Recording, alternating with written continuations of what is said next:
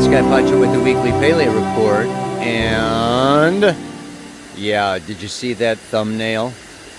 I mean, look at this tree. I'm going to talk today about Mars in Cancer. I have somewhat neglected it. It's been there since like September, in and out, but mostly in Cancer.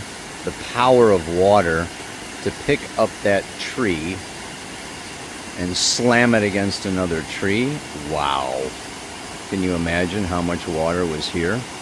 Anyway, now the moon is in Gemini. Just went in there this morning here in Costa Rica. I don't know, what time that will be happening for you, but it's staying there right on through Friday. It's going to square the sun tomorrow. I'm going to read that Sabian symbol for 16 degrees, 21 minutes of Gemini. The sun is at 1621 of Pisces. Moving on, and I'm going to say it's conjunct Saturn now, okay? It's within like 7 degrees. It's not exactly conjunct Saturn until next Wednesday. So we'll talk more about it in next Wednesday's Pele report. But yeah, it's probably a couple weeks here of Sun conjunct Saturn. We just got done with Mercury conjunct Saturn. But the big news that I'm going to say is that Mercury-Venus. Oh my God, did you feel Mercury go into Aries? That was Monday. Come out of confused chaos into a hothead and have those intense conversations. Mercury and Aries. It's gonna keep on going up. It goes retrograde on the 15th, but basically it is conjunct Venus. Get this now, folks. Are you ready? Basically now they are within 8 degrees of each other, and they're gonna, Venus is going retrograde, Mercury is passing it up. They're gonna exactly conjunct next Tuesday, and then they're both going back into Pisces, 24, 25 degrees of Pisces, turning around and coming back together again like Jack and Jill going up the hill. Back into Aries. They are conjunct until April 16th. We're talking more than 5 weeks. So I want to be really talking about that today. In the meantime, yeah, there's so much going on. Let me just give the rest of the aspects before I start going into the report, The cool thing is that the sun, while it's conjunct Saturn, it's also trine Mars. That is exact on Friday. Hallelujah. Absolutely beautiful. Saturday is very intense as the moon in Cancer squares Venus in Aries, then goes up to conjunct Mars, right? And then trines the sun. That's going to be really awesome. Then she goes into Leo on Sunday. And we'll trine Mercury and Venus on Monday. That's pretty awesome. Yeah. So, let me sit down and find a spot here and talk at you. All right, everybody. I gotta say, I am irritated today. I am frustrated today. This is not the best day for me to be doing a Pele report. As you can see, I've got water coming out of the side of my head. Whoosh!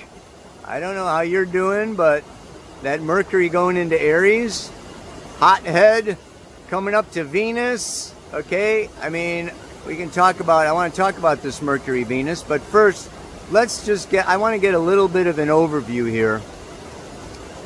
I mean, and I think I said last week or before, March is huge, okay? I mean, today's Ash Wednesday, yeah, the beginning of Lent, 4 weeks. Ramadan is happening right now, okay? The eclipses are coming in. We've got a total lunar eclipse, okay, happening next week. I'll be talking about that. After that, March 29th, we have a solar eclipse in Aries. Okay. I mean, and all of this with, and I think here's the real stickler for me, Mars in Cancer. Wow. Wow. I have not talked about it. It's been there for a long time. I haven't really wanted to dive into, in the old books, you know, Mars is in its fall in Cancer. I don't like to say, you know, I don't like to use these, you know, exalted, dignified, detriment, fall. But they do bring up a certain amount of, you know, difficulty or ease. Yeah, you know, challenge or flow.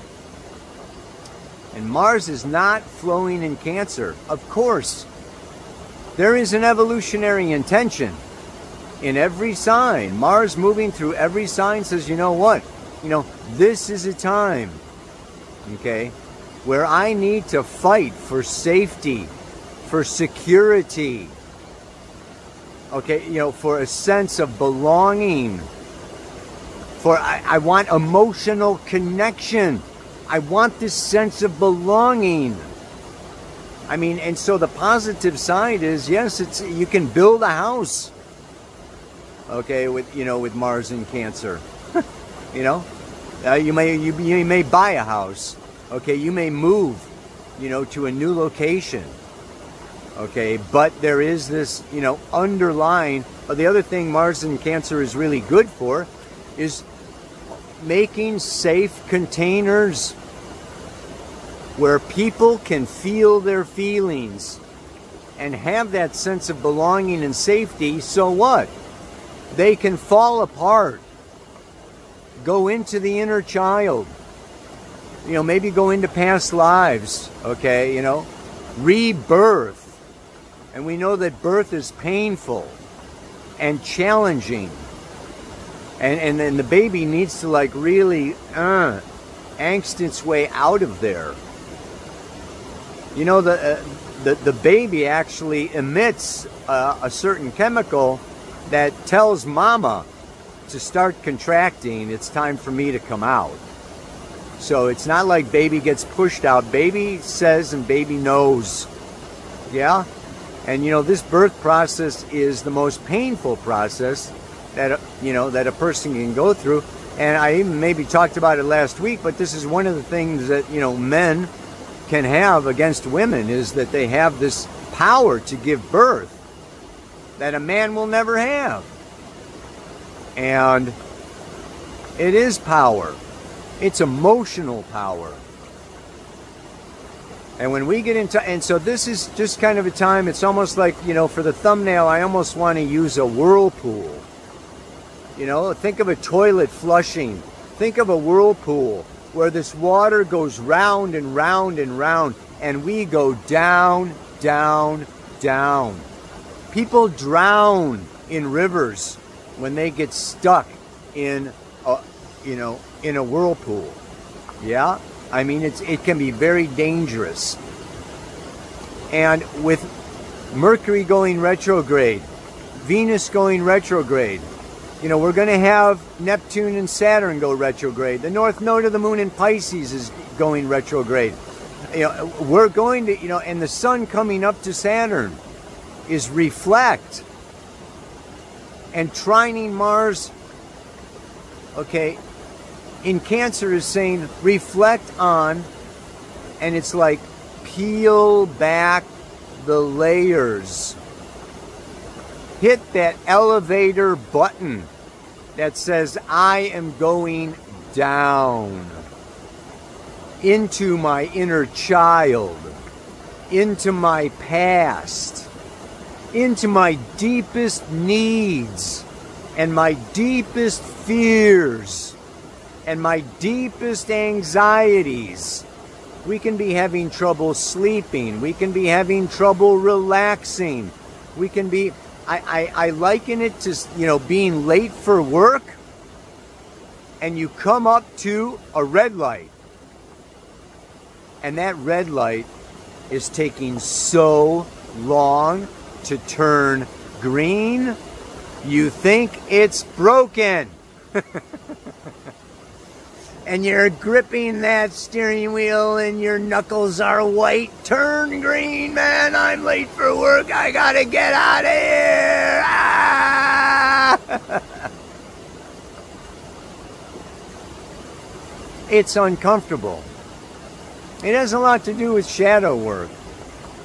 It has a lot to do with this whole time we're in of 2025, of Pisces, the snake shedding its skin, letting go of thousands of years of patriarchy.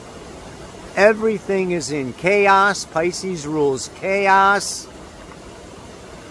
And now Mercury and Venus, okay, in Aries, you know, Aries would like to get on with it. Get going. Just leave it behind. I can't take it anymore. Just go. Run the red light.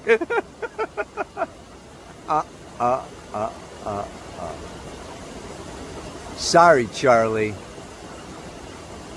Like I said, we got 5 to 6 weeks of these guys going retrograde. They came over Saturn, North Node, Neptune. They're going back over Saturn, North Node, Neptune. They're coming back a third time over Saturn, North Node, Neptune. Wow, I mean, we don't have Saturn and Neptune getting out of Pisces and conjuncting at the first degree of Aries until June. Whoosh! We don't have Mars, going into Leo until April 19th. So we got these retrogrades till April 16th. Mars in water, it's like, you ever have those high river boots, those hip boots that the fishermen use?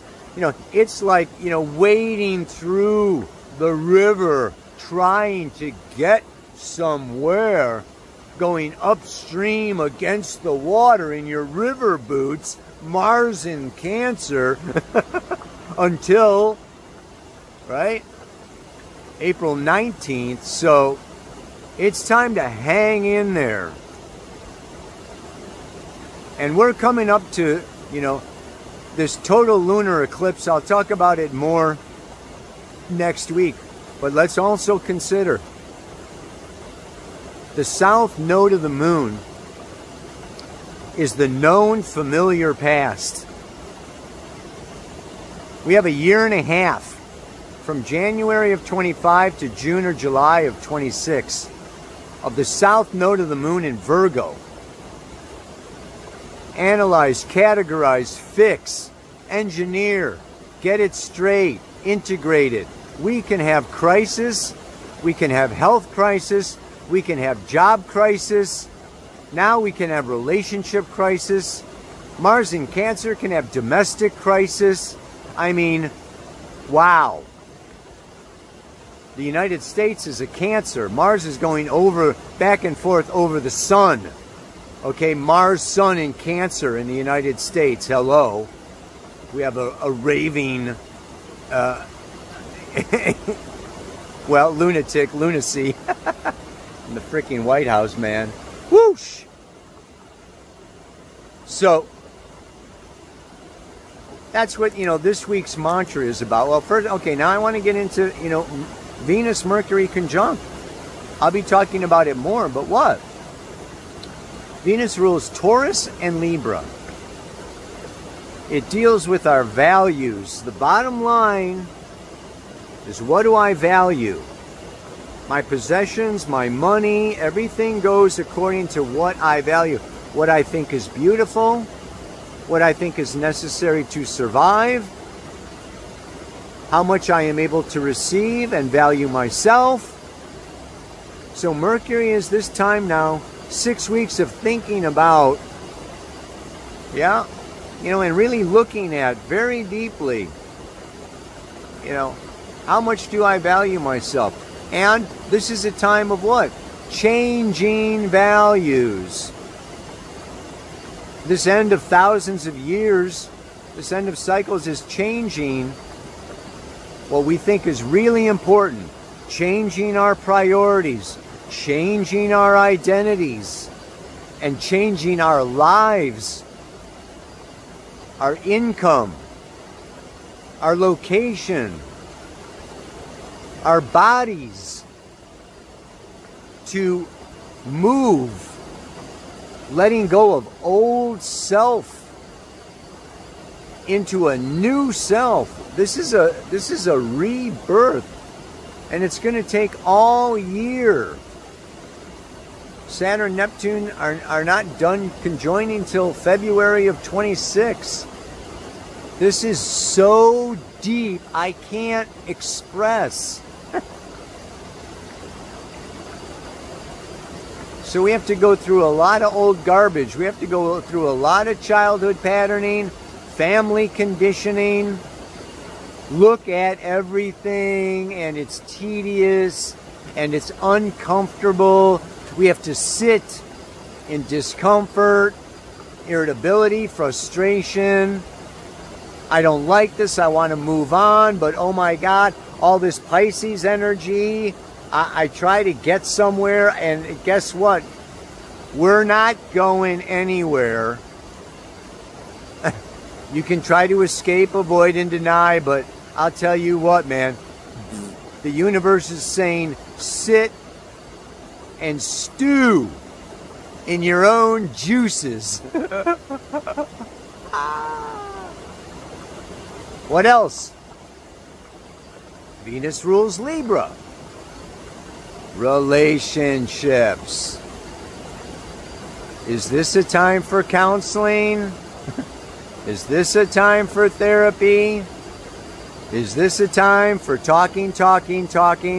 I need to talk over this with my partner and that with my partner. Am I spending my money here, or I need my money there, or I need money from my partner, or, you know, my partner's got all the money, or da-da-da-da. I mean, finances can come up, home issues, who's cooking, who's cleaning, who's taking care of, who's managing. Is there peace in the home? Are we able to sleep at night? Can we sleep in the same bed or together? Do we need to space, separate? We want to emotionally connect, but we've got all these, you know, fears in the way, problems, issues, control issues. There can be jealousy, revenge, possessiveness, demanding, tantrums, emotional outbursts. This is all part of, like, get down, feel it. And Mars in Cancer is like an erupting volcano. It's like not a volcano, it's a geyser. You know, think of Yellowstone. You know, these hot water shooting up out of the ground, scalding hot, steaming. You can burn yourself. I want to encourage you to do both, and that's actually what the Sabian symbol for this moon is. And I end with, you know, the Sabian symbol for the moon is the calm, and the mantra is about remaining calm and observing. But before you can do that, you need to let it out. And as you let it out, talk about it. You know, bang pillows. You know, get a bat and bang your pillows. Get a boxing bag. Bop, bop, bop, bop, bop, bop, bop, bop, bop, bop. Get some sweat. Heat, hot water, sweat. Yeah? Then you can come into this mature, observing space. So it's interesting. I have to read 2 Sabian symbols today because you'll see why. So the first one is Gemini 16.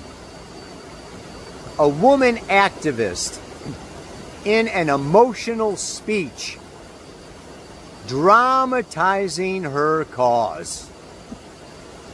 Mars in Cancer. And the sun trining that now, it's saying yes. Like the sun coming through the trees here says yes. Feel it. Let it out. Blow. The keynote is a passionate response to a deeply felt new experience. Then the moon moves in to exactly square the sun at 16 degrees 21 minutes. We always round up with the Sabian symbols, right? So for the actual square moon, the head of a robust youth changes into that of a mature thinker. The transformation of physical vitality into the power.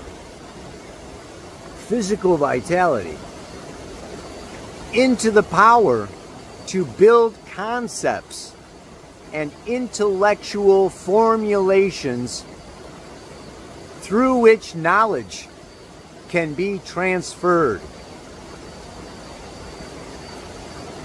While in the preceding symbol we see the explosive release of impulses generated by a new realization of what is right and wrong, the woman way, controlled by feelings, now we have a picture of a process of quiet and steady metamorphosis of biological chi, red energy into mind power, which can be seen symbolically as the man way. This was written in the 70s. The symbolism may seem old-fashioned today. That's in the 70s.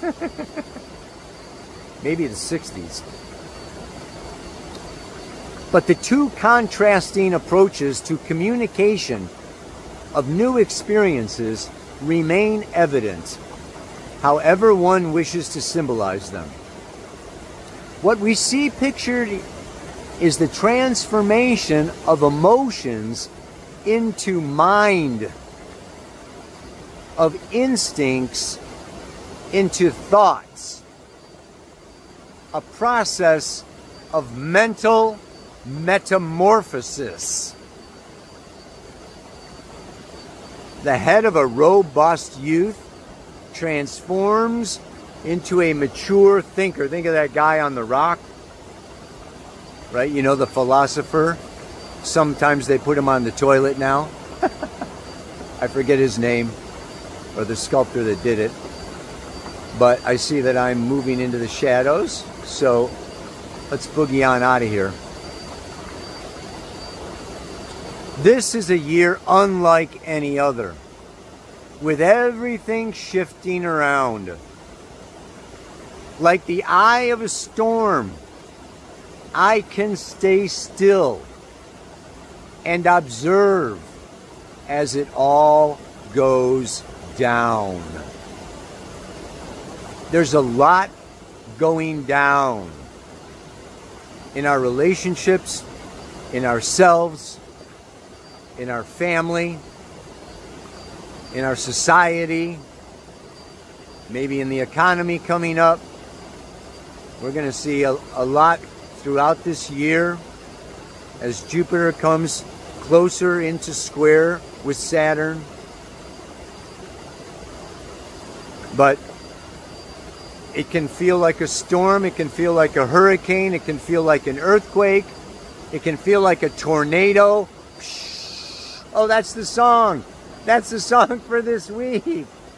Spinning wheels, got to go down, got to go round.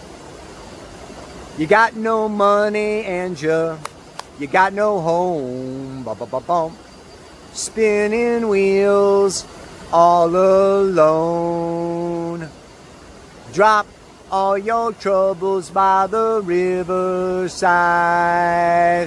Ride a painted pony, let the spinning wheel ride. I don't know if you know that one. It's freaking old. But it's great. I can't help it, man. Everything is spinning around.